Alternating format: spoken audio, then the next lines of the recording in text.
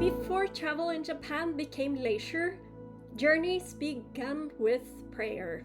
And the places that received those travelers were not hotels. They were called Shukubo, lodgings built around sacred journeys. Shukubo is usually translated as temple lodging, but that translation can hide what came first. The lodging existed because people were already traveling to the temple, and the journey required shelter, food, and someone who knew the way. This film follows 3 Buddhist traditions in 3 parts of Japan: Minobusan in Yamanashi, Shigisan in Nara, and Ryūtakuzenji in Goma. 3 different ways of entering a sacred place, through guidance, through ritual, and through reflection.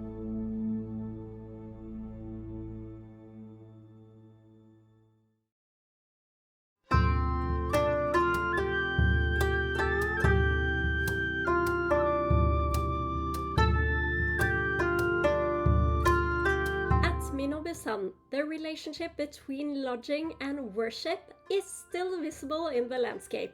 Kuonji, the head temple of Nichiren Buddhism, stands at the center. Around it, branch temples fill 3 forested valleys. 20 of them still receive overnight guests. Habanobō is one. According to temple tradition, Habanobō began in 1280. As a hermitage for Shijo Kingo, a samurai follower and physician who wished to remain close to Nichiren.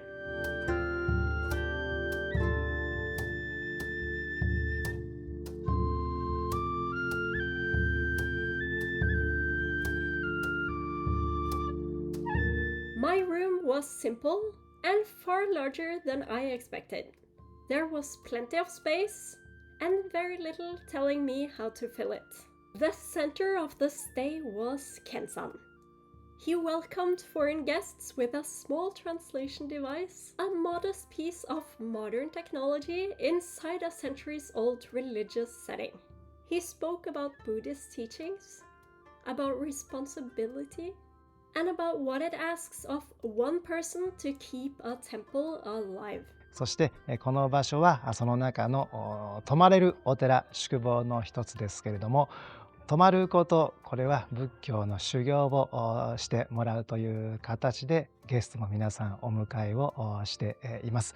このお寺に泊まった際には皆私の弟子となって1日また連泊する方は滞在中は皆さん仏教の修行をしてもらっています。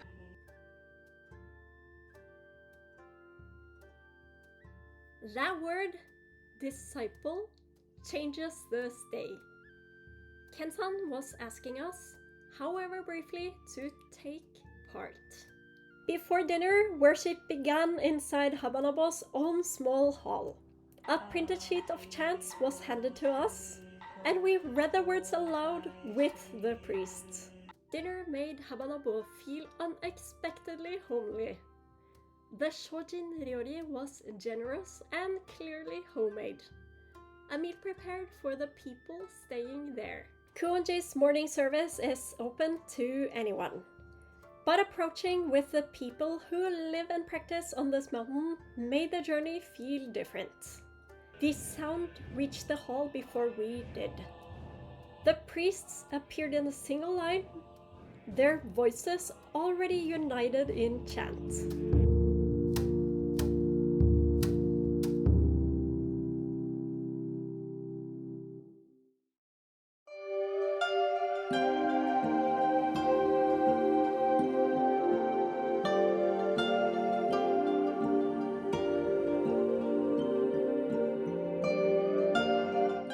Shigisan, sacred lodging grew on a different scale. By the medieval period, the mountain contained numerous Shukubō, for monks and believers who traveled here to pray. Gyokuzōin continues that tradition, a working prayer temple where visitors are allowed to stay.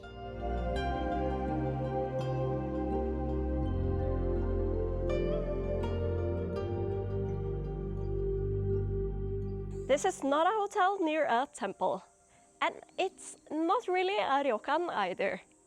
Gyokuzōin is a working prayer temple where you are allowed to sleep. That changes everything, because the stay does not begin with comfort. It begins with permission. At Habanobō, a priest guided us towards the mountain's religious center. Here, the building itself placed me inside it. Prayer halls stood above and below the guest rooms.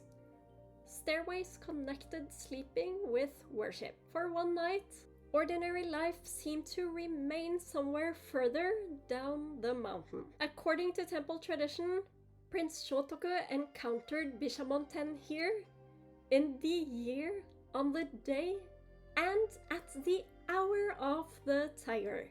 I first discovered Shigisan during cherry blossom season. The trees were in full bloom around the temple paths, and there were almost no international tourists.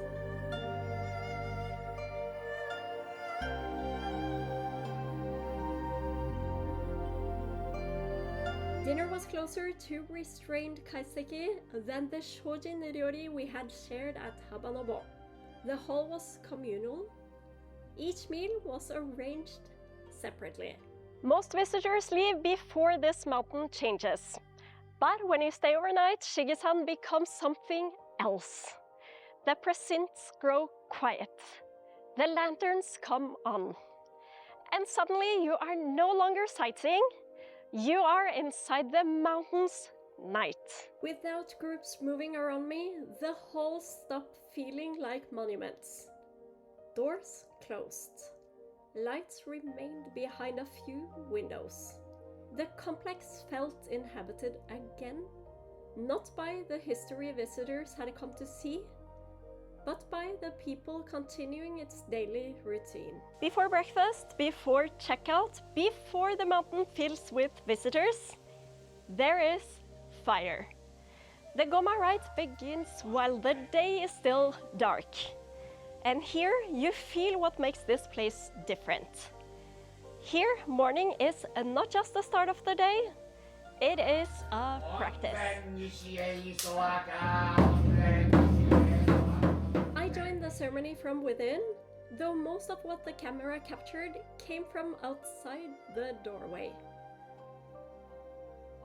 From there, the fire was partly hidden, but the sound was unmistakable. The crack of the flames and the repeated chanting. By the end, the fire had settled into embers. Smoke still moved above the ashes, and the hall held the heat of what had just taken place.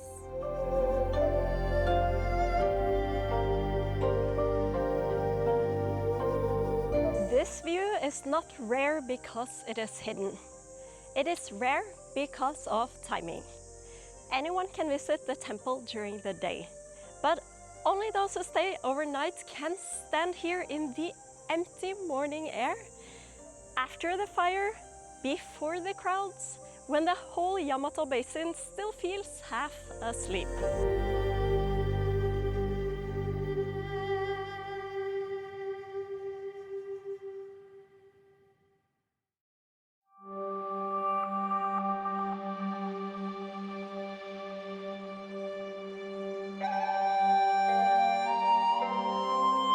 In Gunma, the approach to Ryūtakuzenji began between two stone guardians. Beyond them, cherry blossoms formed a pale corridor towards the temple. Local residents had come simply to photograph the trees. According to temple history, Ryūtakuzenji's origins reach back roughly 1200 years. It has belonged to the Soto-Zen tradition for more than 6 centuries. Tendo-san is the 35th priest in that lineage.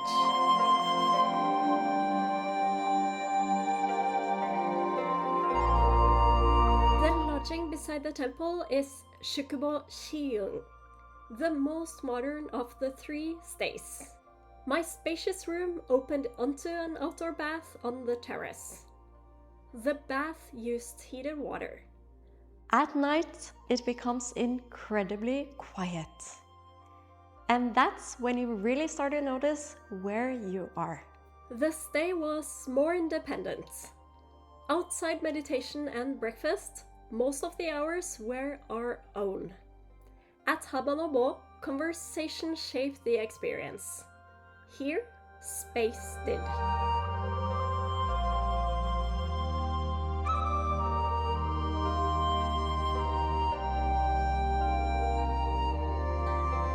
The Zazen instruction was brief.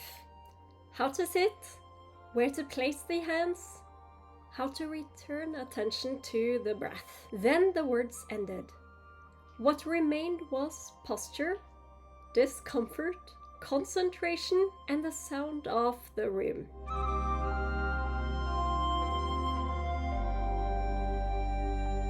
Tendo-san also shared a story passed down through his family, of ancestors who fled after defeat in a conflict in Chiba, and the judgment that awaited him on his return.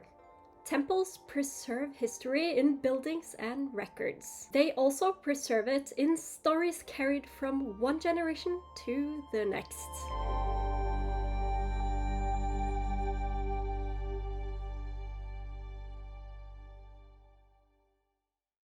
At Minobusan, I entered through guidance.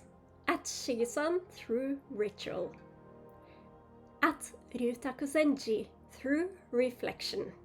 Shukubō did not appear because travelers wanted another kind of hotel. They appeared because sacred journeys required shelter, food, and someone who knew the way. A hotel welcomes a customer. A Ryokan welcomes a guest. A Shukubo asks whether you are willing to participate. The Shigisan hotel I stayed at before led me towards this mountain. But Gyokuzōin answers a different question. What happens when you go further in? Not just to see the sacred grounds, but to sleep inside it, wake before dawn, and leave carrying a rhythm that did not belong to you yesterday. The room gives you somewhere to sleep. The rhythm is what you came to enter.